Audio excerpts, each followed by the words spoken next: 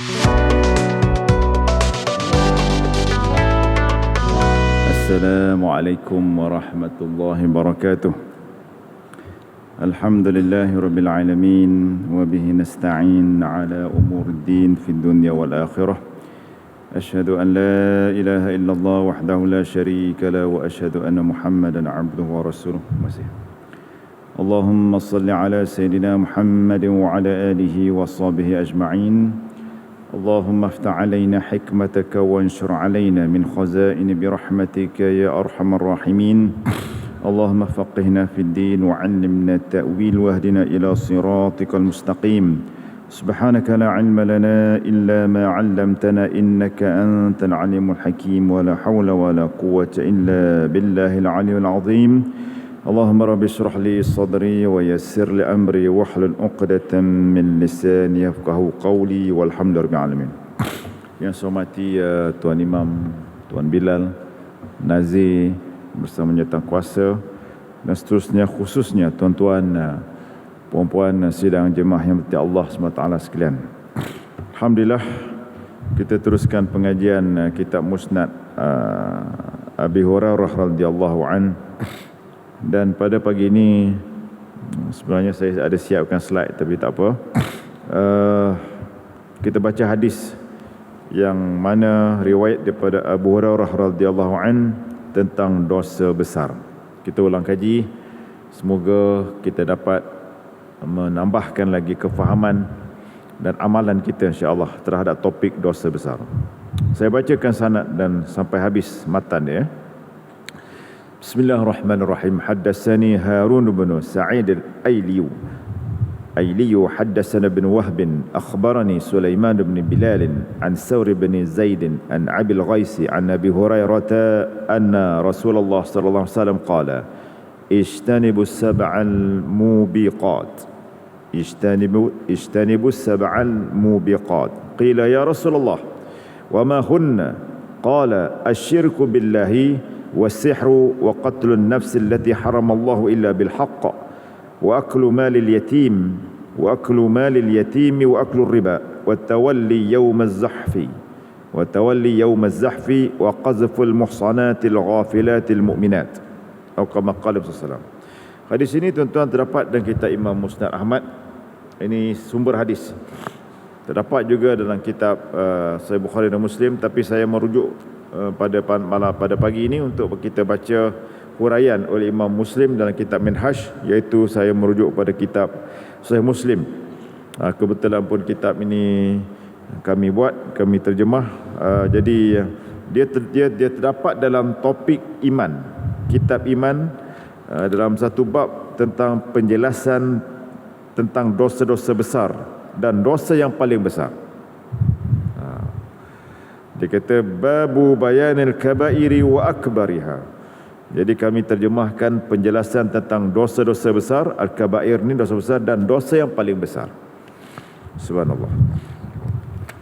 Sebab itu tuan-tuan dan Allah, saya bacakan dulu hadis yang pertama selepas riwayat daripada Abi Hurairah yang terdapat di Imam Muslim.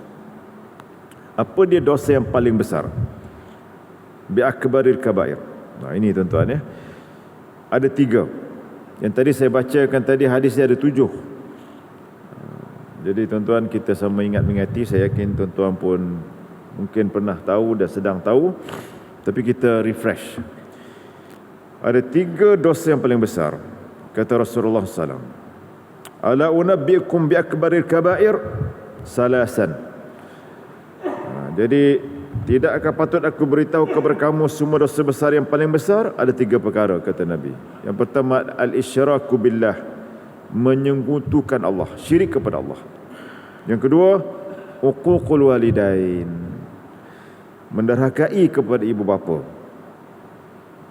Dan yang ketiga, syahadatu zuri atau qaulu zur, menjadi saksi dan atau berkata dusta. Nah, ini tuan-tuan. Dan saya sebutkan sikit, disebut dalam mata wakana Rasulullah SAW muttaki'an fajalasa famazala yukarruha hatta qulna laitahu sakat. Baginda ketika itu sedang bersandar.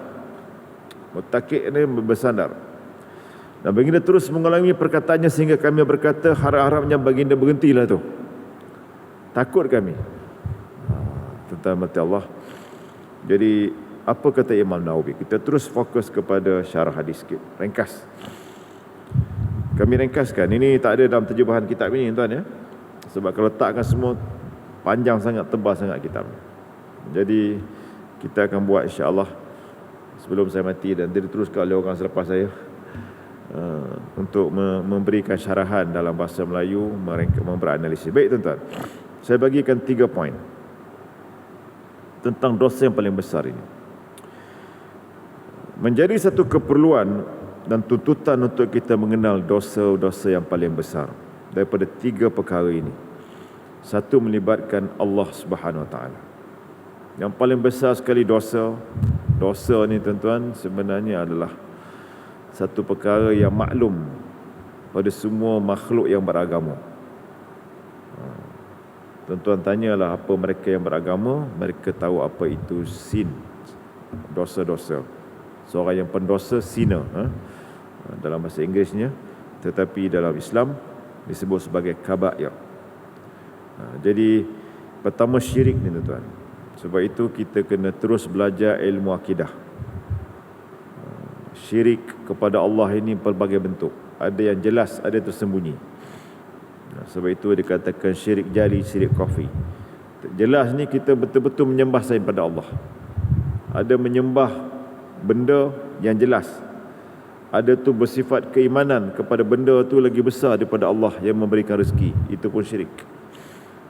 Dan dia menyembah kepada yang berikan rezeki itu jelas meninggalkan hukum Allah. Itu syirik tuan-tuan ya. Dia kata kalau tak ada lah sumber ini, matilah saya. Itu tuan-tuan, walaupun keluar pada kalimat, tapi semuanya dia ambil kira. Sebab itu dalam kuliah lepas, Nabi beritahu dalam iman ini sabar dan berhati-hati. Ingat lagi tuan ya. Kita ulang kaji balik pada kuliah saya yang lepas. Saya sebutkan Nabi menyatakan iman ni betul, semua orang boleh beriman.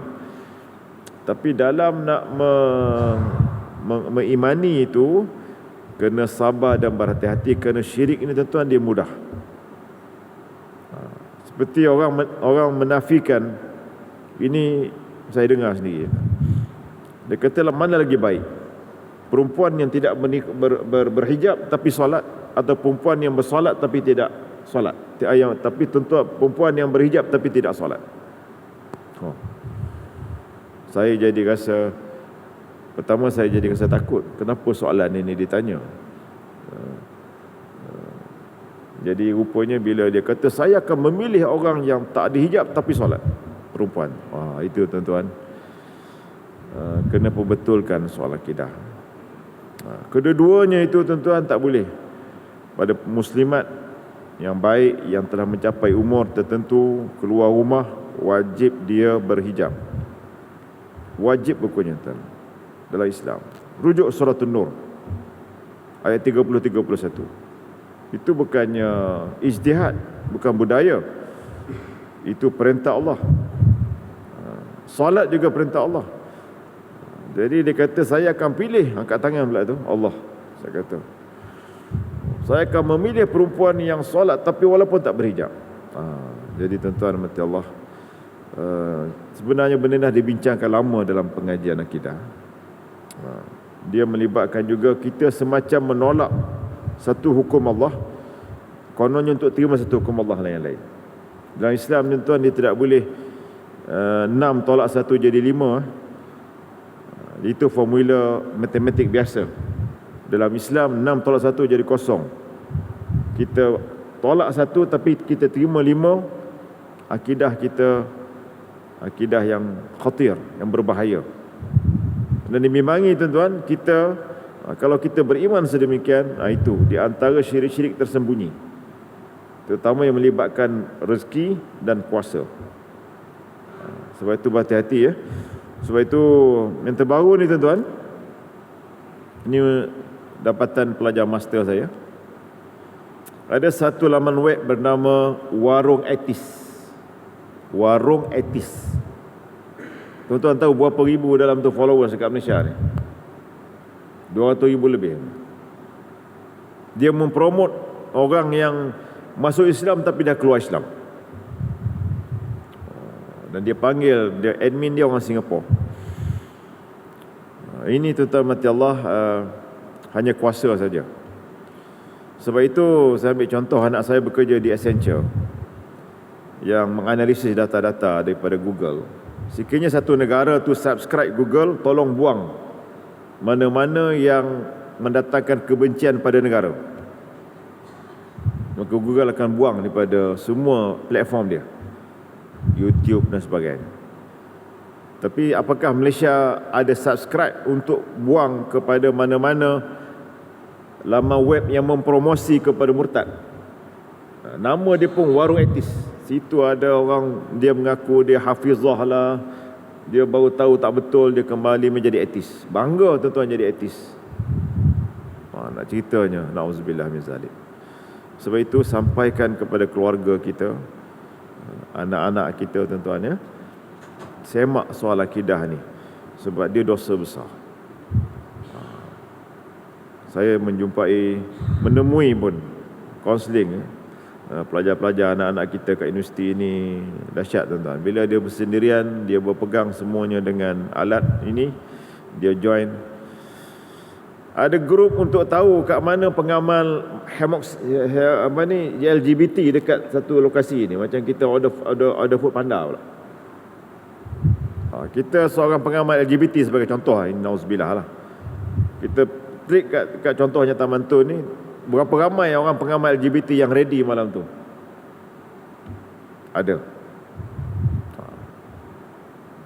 Ada Telegram punya grup itu yang saya diberitahu oleh Pegawai JAKIM, dia memang support segala pornografi. Ratus ribu yang dalam tu.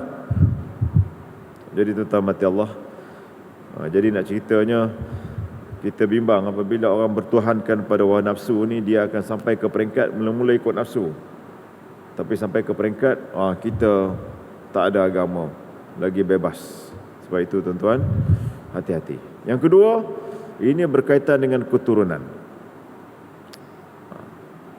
dan kemanusiaan. Yang tadi dengan Allah, jangan kita menyungutukan Allah, jangan kita merasa syak, rasa sangsi, marah pada Allah. Allah, apalah hujan. Tuan-tuan, kalimah ini tuan-tuan, hujan panas betul lah. Memanglah tuan-tuan. Tetapi pada kalam orang yang beragama, kesabaran. Itu tuan-tuan, beriman ini di dunia ni Allah uji, sebagaimana Allah uji semua rasul-rasul. Bagaimana kita gunakan ni, akal dan iman, hati kita ni untuk kita keluarkan something dan action dengan jari kita ini ke dan sebagainya. Sebab itu sabar dan hati-hati itu sebagai satu vehicle, pemandu untuk kita kekal dalam iman, insya-Allah. Yang kedua, menyakiti ibu bapa, mendarhakai kepada dua-dua ibu bapa, ini dosa besar. Itu je lah tuan ya. Saya yakin semua tahu. Jangan berkata sekalipun. Jangan membentak, jangan menunjukkan muka masam depan ibu bapa. Begitu itu. Jadi banyak huraiannya fiqh kat situ. Saya nak pergi yang ketiga sebelum saya ulaikan yang 7 tadi. Yang ketiga ni tuan-tuan, dikatakan yang bohong, dusta. Dia saksi pun dia sanggup menjadi saksi dusta. Kalau dia pergi mahkamah dia saksi, dia akan sanggup bersama dengan pembohongan untuk menyebelahi pihak tertuduh, contohnya. Dan bercakap ni tuan-tuan, dikenali akhirnya dia seorang pembohong. Sebab itu ini dosa besar. Nabi, kata Imam Nawawi, menyebutkan secara umum qauluz zur. Dusta ni apa? Dusta ni menolak kebenaran. Bohong ini kita sebenarnya menolak kebenaran. Jadi kita membohongi diri kita dulu dan orang lain, sedangkan kita tahu kebenaran. Sebab itu tuan mati Allah, dia akan membawa kepada jenayah. Bohong membawa kepada jenayah, terutama bila sampai menjadi saksi di pengadilan. Kita bohong juga, kita committed crime actually. Sebab itu dalam Islam ini dosa besar. Ini dosa besar. Sebab itu tuan-tuan, ringkasnya macam mana nak buat? Imam Nawawi kata, pertama, kenali dosa besar ini. Kenali dengan ilmu dan jauhi dosa besar dan gantikan dengan kebaikan. Dan yang ketiga, banyakkan istighfar, taubat nasuha. Ini saja, tidak perlu membayar macam agama lain ke. Ni kami pernah bincang, tuan-tuan ya. Saya sebutkan ini, kami pernah bincang. Kenapa nak tembus ni kena bayar kat tempat-tempat agama? Tapi jawapannya, kerana tempat agama tu mengkorupsi. Asal agama tu tak perlu bayar untuk tembus. Tapi dalam Islam, subhanallah, cukup mudah. Taubat ini kembali balik kepada hamba Allah yang betul. Kita banyakkan istighfar, mohon keampunan Allah dan berazam tidak kembali. Itu namanya taubat nasuha.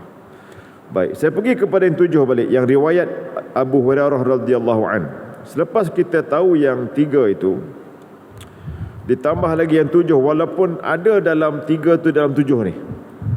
Tapi sebenarnya bukan 3-7 saja, ada banyak lagi dosa-dosa besar ni, termasuk rasuah dan korupsi. Tapi tak ada dalam teks ini. Sebab itu ulama' dia susun satu buku tentang dosa-dosa yang besar, yang paling besar. Pada hari ini kita ambil dulu 3 dengan 7 ini, tuan ya. Saya bacakan hadis tadi, maksud dia apa? Nabi beritahu, riwayat daripada Abu Hurairah radhiyallahu anhu, bahawa Rasulullah SAW bersabda, kalian haruslah menghindari 7 dosa yang membinasakan. Ini nak terjemahkan ni tuan-tuan, kami baca syarah Imam Nawawi Minhaj. Letakkan kalimah membinasakan bagi menggantikan al-mubiqat. 7 perkara ni tuan-tuan, dia membinasakan iman dan diri kita di dunia dan akhirat jika kita tidak bertaubat. Pertama, Rasulullah, sahabat bertanya, wahai Rasulullah, apakah dia? Apakah yang 7 itu? Baginda menjawab, pertama lagi sekali, asyirku billah, mensyirikkan Allah SWT. Kita bergantung dengan selain pada Allah terhadap sesuatu perkara berkaitan dengan hidup ini, ataupun kita duakan, oh Allah pun dia, orang ni pun dia. Tuan-tuan, bila menggantungkan segala-galanya ada dua selain pada Allah, itu syirik. Yang kedua, apa dia? As-sihr, sihir. Sihir ni untuk mudaratkan orang dengan bentuk bukan directly tetapi indirectly, menggunakan pertolongan daripada makhluk jin syaitan. Orang manusia menghadapi manusia, tapi dia gunakan syaitan. Memang syaitan tu kerjanya untuk menyerang manusia, tapi manusia bersekongkol pula dengan jin ini untuk hasad, dengki, memudaratkan dan macam-macam, menyusahkan kepada manusia. Hukumnya dosa besar. Tuan-tuan, ingat ya, ini semua dosa besar dan syirik ini elakkan. Yang ketiga, wa qatlun nafs allati haramallahu illa bil haqq. Ini membunuh diri, membunuh jiwa, sama ada kita membunuh orang atau kita sengaja membunuh diri kita. Itu dosa besar, kecuali dengan hak. Kalau terpaksa membunuh orang kerana itu satu keperluan yang syariat dan undang-undang membenarkan, tiada alasan, tiada masalah. Tetapi kalau sengaja-ngaja tanpa sebab yang syarak dan perundangan, kita membunuh satu jiwa, sebenarnya itu dosa besar. Tuan ya. Jadi itu dah masuk yang ketiga. Yang keempat, ini keempat ni hati-hati, memakan harta anak yatim. Anak yatim ni tuan akan ada sampai kiamat, kerana manusia hidup dan mati. So, anak yang masih hidup tapi mak atau bapanya meninggal. Jadi tuan-tuan, kita perlu lihat siapa keluarga kita dulu yang ada anak yatim. Okay. Sekiranya ada, kita kena beramanah, integriti, menguruskan segala hak anak yatim. Ayat yatim ni tuan-tuan, dalam karya hanya perlu kenal. Di taman kita, jiran kita siapa yang sebenarnya pada status sama ada single mother ke single father ke, tapi ada anak yang kematian salah seorang daripada pasangan. Kalau cerai itu tak nama anak yatim, tuan ya. Tapi yang kematian. Kerana ada dalam senarai kita kepada jiran kita, apatah lagi yang bernama masjid atau surau. Kita kena ambil tahu bila kita duduk dalam satu qaryah, tuan-tuan, siapa anak yatim yang patut kita tahu dan mesti kita ambil tahu. Dan bila dia beri amanah, kita uruskan dengan baik. Dan jangan makan harta anak yatim kerana dosa besar. Jangan ambil hak. Jangan ambil hak anak yatim. Seorang bapa saudara, ini kes, sanggup mengambil haknya dalam bahagian KWSP ni, tuan-tuan ya. Tapi gunakan macam cara akhir sekali menafikan hak anak yatim. Jadi macam itu cerita tentang apa ni, wasiat hebah ni panjang cerita. Tapi nak ceritanya, ketamakan itu berlaku bila ada manusia yang tamak, walaupun anak saudara tu yatim, tapi sanggup bukan ambil hak dia, tapi dia ambil sekali hak anak yatim tu, hukumnya dosa besar, tuan-tuan. Wa aklur riba. Yang kelima, wa aklur riba, makan riba, makan harta-harta yang haram.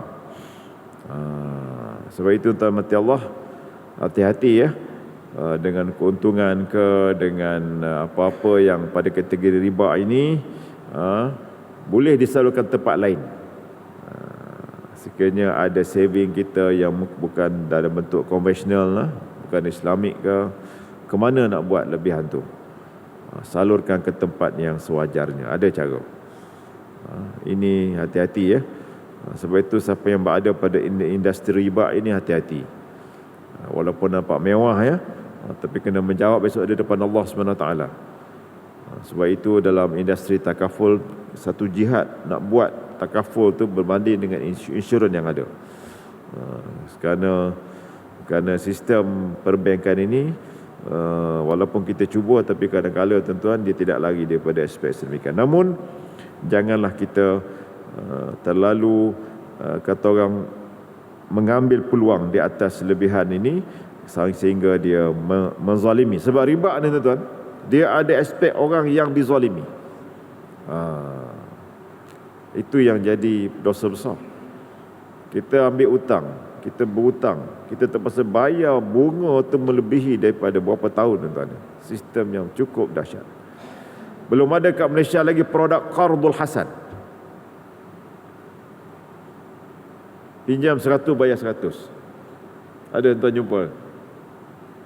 Jadi kepada sahabat-sahabat yang di perbankan Islam, kena jawab nanti, tuan-tuan.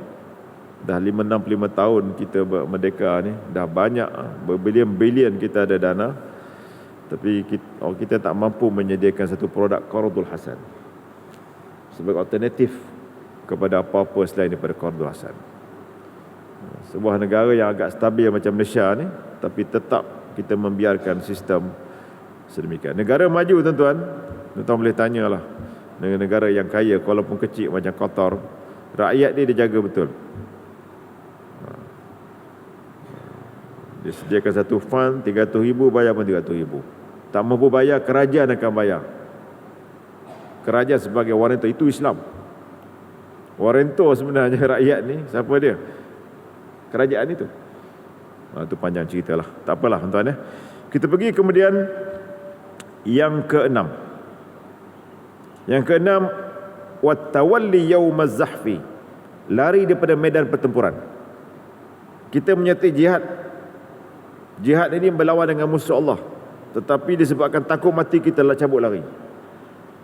Jadi ulama menghuraikan juga, seperti Imam Qardawi menyebut, ini juga pada orang yang dia ada amanah tapi dia buat khianat. Dia buat lari duit ke, tuan-tuan ini dosa besar. Dosa besar. Sebab itu Datuk ketika saya Datuk, siapa tak ada Datuk apa, satu apa tu, tentang integriti tu, lupa pula saya nama, Datuk Atar apa. Ketika saya buat buku rasuah politik, tuan-tuan ya, bayangkan responden saya orang politik ya, dia tak tahu bahawa rasuah politik tu dosa besar. Semacam tak tahu atau mungkin berbuat tak tahu. Sebab ni dia kata jangan menjadi budaya. Jadi tuan-tuan mati Allah, dosa besar. Ini lagi dahsyat yang ketujuh ni, menuduh wanita mukmin berbuat zina. Menuduh, accusing, kita accuse wanita-wanita baik, kita tuduh dia buat zina. Kita tuduh dia buat zina. Tuan-tuan ya. Qazaf ni, tuduh tanpa saksi ni tuan-tuan, dia pada kategori dosa besar. Sebab itu jangan terlibat dengan fitnah. Jangan forwardkan kalau dia melibatkan tuduhan-tuduhan berkaitan dengan maruah orang pada orang lain. Kalau kita terima tu, kita tak tahu macam mana nak minta pengesahan pada kita pula. Kita tak ada kaitan pun. Minta lah satu grup tu sampai 300 orang. Cuba betul ke benda ini? Allahu Akbar. Sedih itu.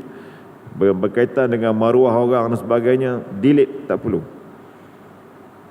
Saya dalam taman saya kita buat syarat, tak ada unsur politik. Unsur politik ya buang. Sebab tahu orang akan bergaduh, orang akan jadi kita nak tenang. Jadi sebab itu tuan-tuan, kadang-kadang kita elakkan. Bukan tak boleh berpolitik ini, tapi tak tempatnya pada taman itu untuk wujudkan kasih sayang, untuk wujudkan kemesraan. Sebab itu ternyata dia mendatangkan fitnah. Sebab itu tuan-tuan, 7 perkara ini, saya ulang sekali lagi. Pertama, sihir pada Allah, menyekutukan pada Allah, minta maaf. Syirik pada Allah. Yang kedua, sihir. Sama ada kita terlibat, kita menjadi saksi, kita bersokongkol, bawakan orang yang nak buat sihir pada orang untuk percarikan, kita forwardkan nombor bomoh Siam ni tuan-tuan ni. Macam-macam, minta maaf saya guna nama Siam pula, nanti marah pula orang Siam. Contoh sebab bila masuk online ni semua orang dunia dengar kan. Jadi contoh, kita guna pergi ke tempat, kita tolong forward. Hati-hati tuan-tuan ya. Yang ketiga, membunuh jiwa. Baik membunuh diri, baik bunuh orang tanpa hak. Itu jangan ya. Dan yang keempat, apa dia? Makan harta anak yatim. Yang kelima, makan riba. Riba. Okey. Yang keenam, lari daripada medan pertempuran, khianat kepada amanah. Dan yang ketujuh, menuduh wanita mukmin berbuat zina. Baik, saya nak pergi lebih jauh lagi pandangan ulama lain sebagai Imam Nawawi. Ini dalam nota saya. Tuan-tuan dan mati Allah, 7 perkara campur dengan 3 tadi tuan-tuan. Kalau 3 tadi yang tak masuk dalam 7 ni tentang mendarkai ibu bapa dan juga berdusta. Diuraikan oleh ulama, ramai ulama tuan ya, saya tak payah sebutlah nama-nama banyak sini. Saya menyimpulkan bahawa 7 perkara campur dengan 3 tadi tuan-tuan, dia menyebabkan 2 perkara besar akan berlaku. Pertama, kemanusiaan. Manusia akan hilang identiti, akan bergaduh, akan rasa porak-poranda, krisis kemanusiaan berlaku. Yang kedua tuan-tuan, kesan di dunia lah, saya pada Allah ini tidak tentram, ketidaktentraman akan berlaku dalam masyarakat. Jadi mereka yang etis ni tuan-tuan, mereka yang syirik pada Allah ini, dalam bentuk etis ke, dalam bentuk lain ke, tapi dia syirik pada Allah, dia akan menyebabkan rahmat Allah itu jika kita membiarkan orang etis ni, orang syirik ni tuan-tuan, berada pada kehidupan kita. Kita membiarkan.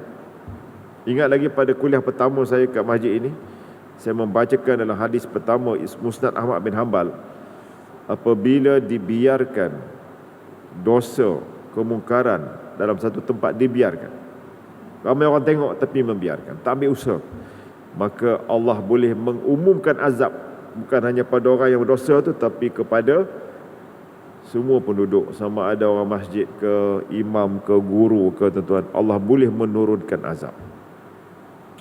Ini kita kena beriman. Sebab itu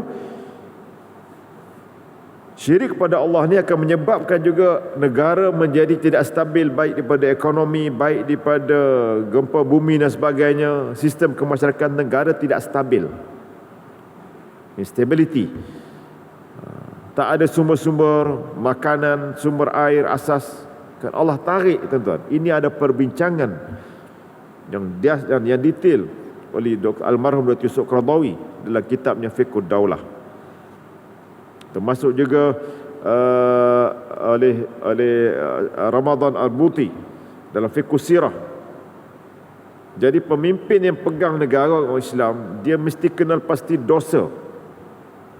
Berapa banyak dosa dia, dan kena betul-betul uruskan macam mana nak menggantikan dosa tu dengan pahala dan mengembalikan balik rakyat ni supaya beriman, beragama, khususnya Islam mesti berislam.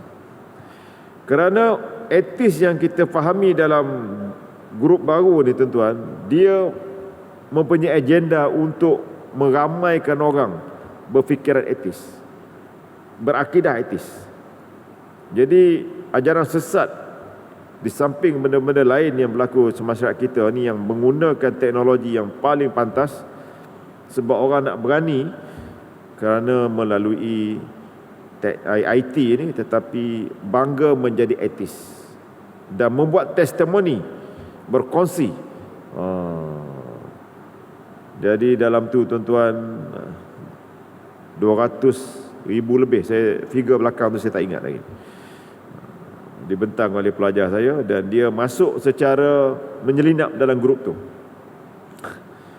Sebab grup tu nak masuk pun dia akan screen, ada filter dia, tapi dia dapat masuk dengan samaran. Sebab jadi dia dedahkan kepada kami, saya pun sampaikan pada pihak yang ada kewajipan undang-undang supaya memantau. Sebab itu, tuan-tuan mati Allah, kesimpulan yang dapat kita buat ada 4. Saya tulis kat sini, tuan-tuan, ya.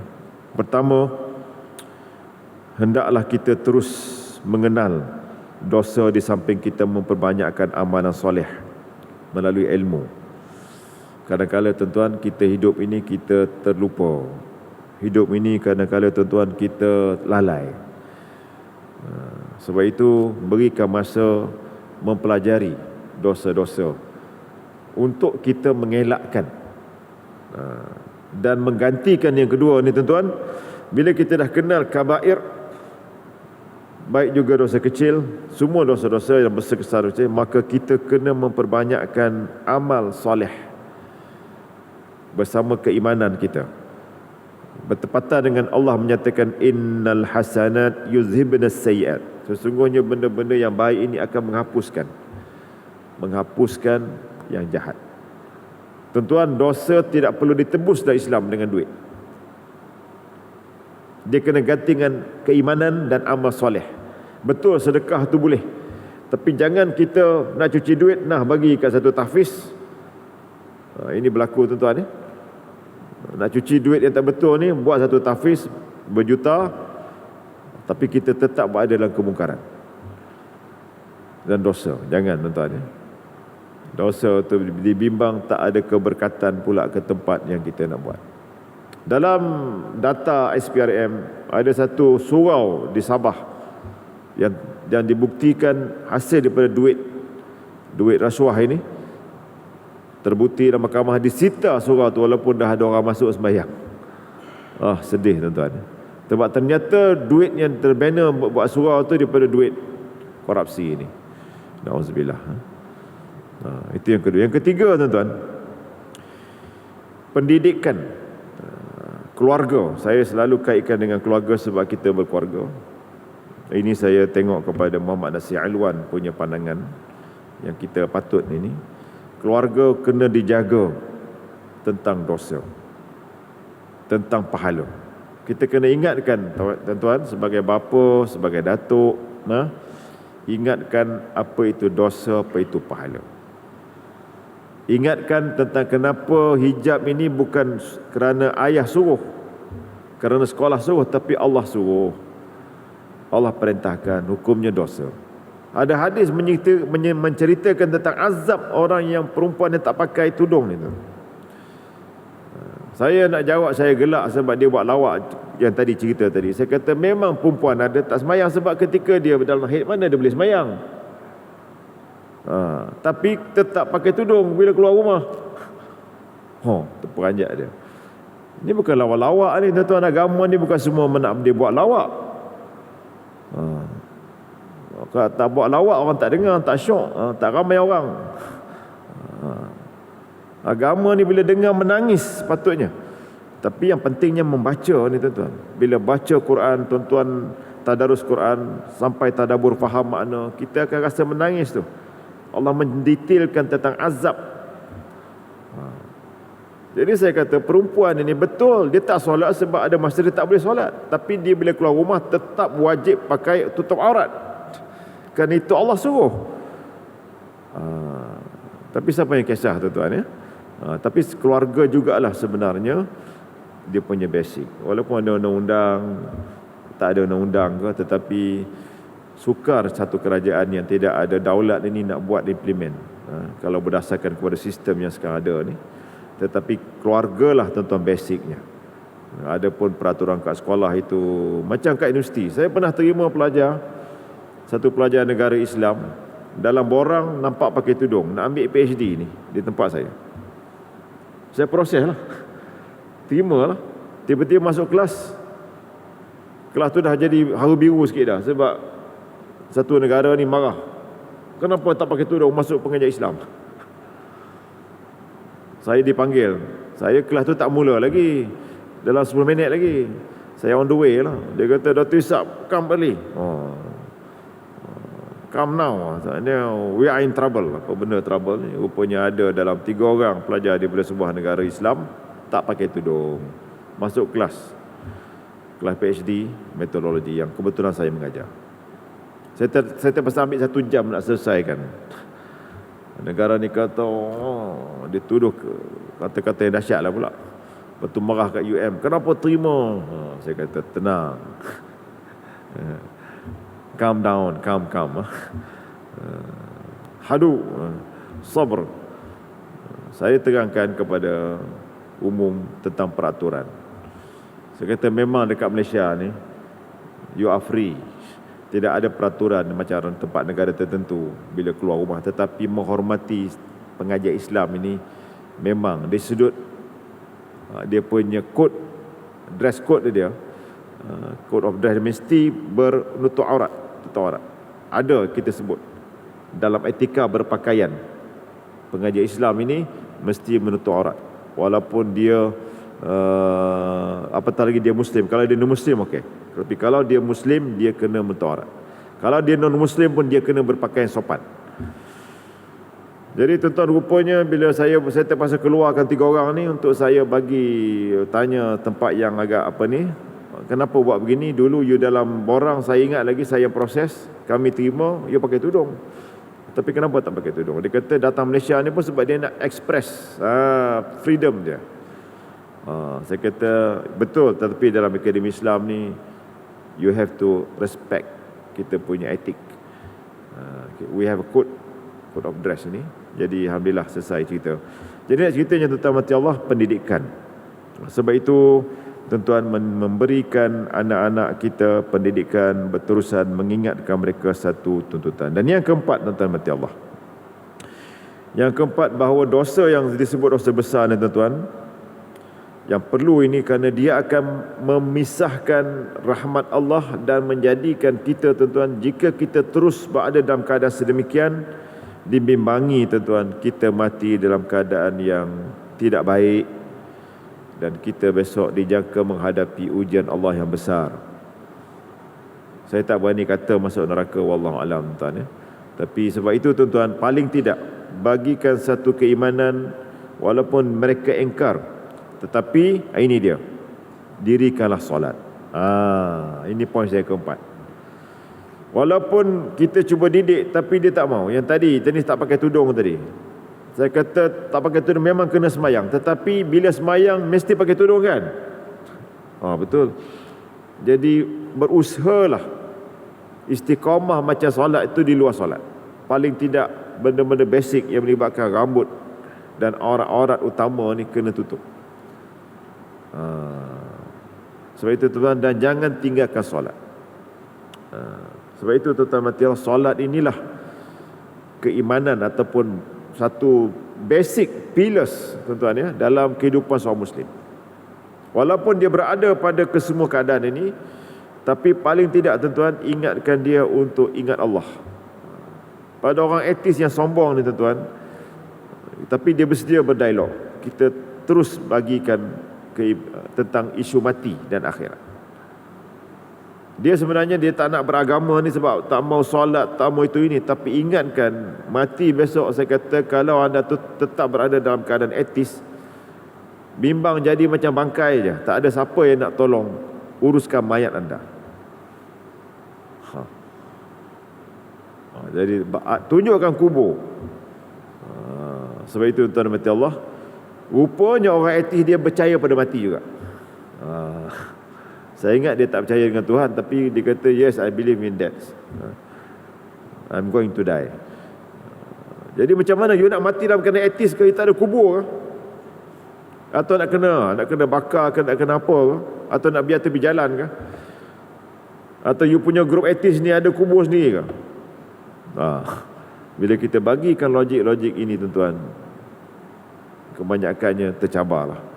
Kembalikan balik. Saya kata jangan sombong, jangan bongkak, kerana semua manusia ni ada penciptanya Allah, dan kita ada agama, dan Islam adalah yang benar. Sebab itu tuan-tuan, ajaklah semua ahli keluarga, walau bagaimanapun, terutamanya anak yang lelaki kita, anak perempuan kita yang memang boleh solat, jangan tinggalkan solat. Ingatkan itu tuan-tuan. Pergilah ke mana-mana tempat sekalipun, sampai masuk waktu tinggalkan solat, dan terutamanya pergilah ke masjid. Jadi suruh solat saja saya rasa tak cukup. Kita kena impose satu lagi keimanan, cari masjid. Anak saya di Taiwan, saya kata jangan tak cari masjid, terutamanya hari Jumaat. Sebab di hari lain dia duduk bekerja, tapi solat jangan tinggal, cari jemaah, dan hari Jumaat mesti pergi masjid, walaupun duduk di negara mana sekalipun. Tapi rupanya ada je tuan-tuan, boleh je dia kata maghrib isyak, okey lah tu. Subuh je dia kata jauh sangat tempat dia tu, di sudut security tak apa nak ni dia kata, tapi maghrib isyak dia pergi. Jadi tuan-tuan, inilah pendidikan, dan pendidikan yang pakaian yang keempat tu tentang solat itu tuan-tuan, dia insya-Allah jika kita pastikan keluarga kita terutamanya jangan tinggalkan solat ketika mana boleh didirikan, terutamanya yang lelaki ataupun perempuan yang berada dalam keadaan tidak yang sihatlah, bukan dalam keadaan haid, maka carilah masjid terutamanya pada lelaki ataupun perempuan yang boleh, kerana di situ kekuatan berjemaah. Sebab itu ini akan dapat memberikan kita satu semangat dan satu kekuatan untuk kita menghindari syirik-syirik besar ini. Itulah yang sunnah Nabi SAW buat, yang dipesan pada sahabat, dipesan pada Sa'ad bin Abi Waqqas ketika nak ke China. Sahabat memang dia kata kat sana dia akan buat masjid dalam sejarahnya, dan dikatakan dia meninggal dekat sana, Sa'ad bin Abi Waqqas. Tentang boleh ziarah kubur dia lah. Jadi ke mana sekalipun sahabat dan juga tabi'in ni tuan-tuan, dan pendakwah ni, juga sejarah kedatangan pedagang daripada India dan Yaman dan sebagainya, memang solat inilah yang pertama sekali membezakan antara orang Muslim dengan bukan Muslim. Dan solat kita ni 5 kali sehari. Solat kita ni ada waktunya. Solat kita ni ada cara dan kaedahnya. Dan inilah kekuatan untuk kita jauhkan, bentengkan diri daripada terlibat dengan dosa-dosa besar ini. Saya rasa sekadar ini dulu tuan-tuan. Ada persoalan ke apa-apa ke? Ada? Tak ada? Sebagai peringatan bersama, InsyaAllah kita sambung lagi nanti dalam benda-benda lain. Banyak lagi tuan ya, ada beberapa lagi saya lepas sebab betul tentang sifat sombong pula, dan kaitannya dengan dosa besar. Ada menarik ini insyaAllah. Jadi segala baik daripada Allah SWT. Moga ada manfaat sedikit penyampaian saya. Jika ada kekurangan mohon maaf. Wallahu alam. Subhanakallah wa bihamdik. Asyhadu an la ilaha illa anta astaghfiruka wa atubu ilaik. Bismillahirrahmanirrahim. Al-'asr. Innal insana lafi khusr illa alladhina amanu wa 'amilus solihat wa tawassaw bil haqq wa tawassaw bis sabr. Allahumma ihdinas siratal mustaqim. Siratal ladzina an'amta 'alaihim minan nabiyyin was-siddiqin wasyuhada'i was-shalihin hasuna ulaika rafiqa. Allahumma rabbana atina fid dunya hasanah wa fil akhirati hasanatan wa qina adzabannar. Walhamdulillahi rabbil alamin. Wassalamualaikum warahmatullahi wabarakatuh.